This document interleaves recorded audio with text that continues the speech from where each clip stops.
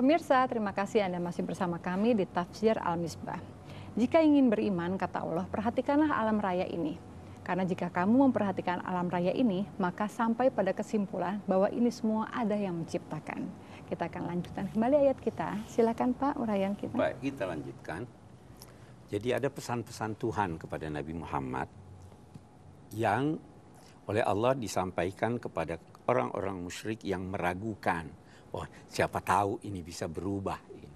Maka beliau tegaskan, saya tidak akan menyembah kecuali Allah dan saya diperintahkan untuk masuk dalam kelompok orang-orang yang beriman. Baru dia katakan, dan saya diperintahkan juga agar menegakkan wajah untuk agama secara lurus. Wajah. Saya beri contoh. Kalau ada satu orang terbuka dari lehernya ke kakinya, tertutup mukanya, bisa tahu enggak dia? Tidak bisa. Kalau saya balik, tertutup dari lehernya ke bawah, wajahnya terbuka, bisa tahu enggak? Bisa tahu. Kalau begitu wajah digunakan untuk menggambarkan totalitas manusia. Saya diperintahkan untuk menghadapkan seluruh totalitasku guna beragama, menghadapkan diri kepada Tuhan secara konsisten lurus. Jadi bukan hanya akal kita yang diminta tunduk pada Tuhan, hati kita, tangan kita, pokoknya semuanya harus tunduk kepada Allah. Itu yang diperintahkan oleh. Dan saya diingatkan juga bahwa jangan sekali-kali engkau termasuk orang-orang yang mempersekutukan Allah. Mempersekutukan Allah bisa secara terang-terangan, bisa secara sembunyi-sembunyi. Pamrih itu mempersekutukan Allah secara sembunyi-sembunyi.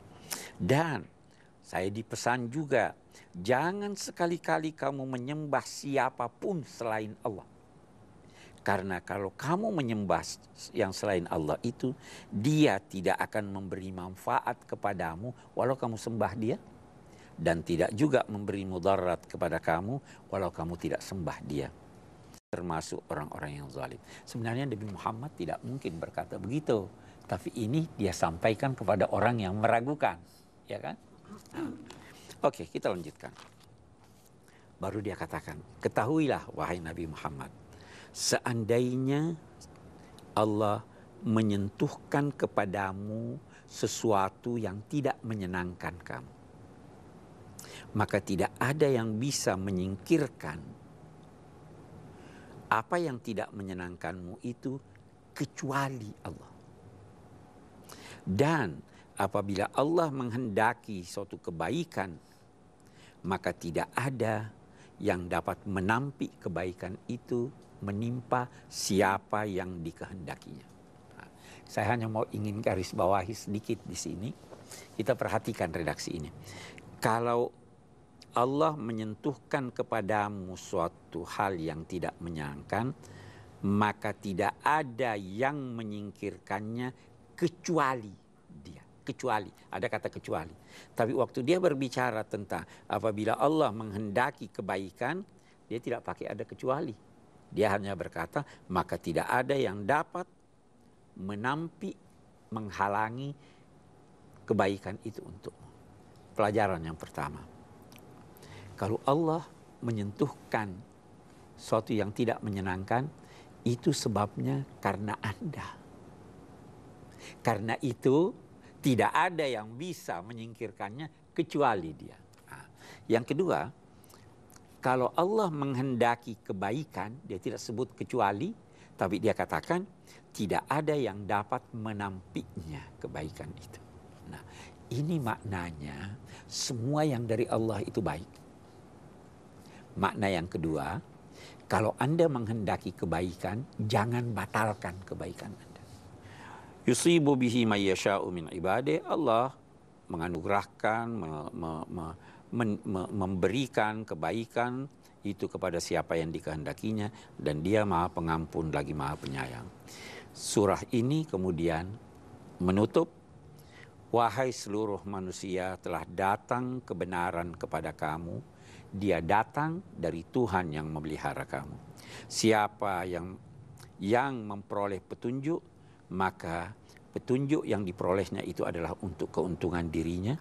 Siapa yang sesat, maka kesesatannya itu menimpa dirinya pula. Saya, katakanlah wahai Muhammad, bahwa saya sebagai Rasul tidak bisa memaksa kalian. Wattabi' ma yuha ilaik, ikutilah apa yang diwahyukan kepadamu wahai Muhammad, dan bersabarlah, tabahlah dalam menjalankan dakwahmu sampai Tuhan memutuskan sesuatu, dan putusan Tuhan itu adalah yang terbaik karena Dia adalah yang sebaik-baik pemberi putusan. Ini awal ayat surah Yunus berbicara tentang wahyu dan Al-Quran. Awalnya itu berkata ada orang heran kok bisa ada wahyu diturunkan kepada Nabi. Nah, akhirnya juga berbicara tentang wahyu dan Al-Quran. Demikian bertemu awalnya dan akhirnya. Saya kira, ya Pak. bersinambung. Saya kira itu kandungan ayat-ayat. Yang dimaksud Allah dengan memberikan keputusan, itu yang dimaksud dengan apa? Keputusan Keputusan apapun, yakinlah bahwa apapun yang diputuskan Allah untuk Anda, selama Anda dekat kepadanya, maka putusan itu baik walaupun Anda duga bahwa itu buruk. Ya, pemirsa, kami akan segera kembali lagi setelah yang satu ini. Tetaplah di Tafsir Al-Misbah.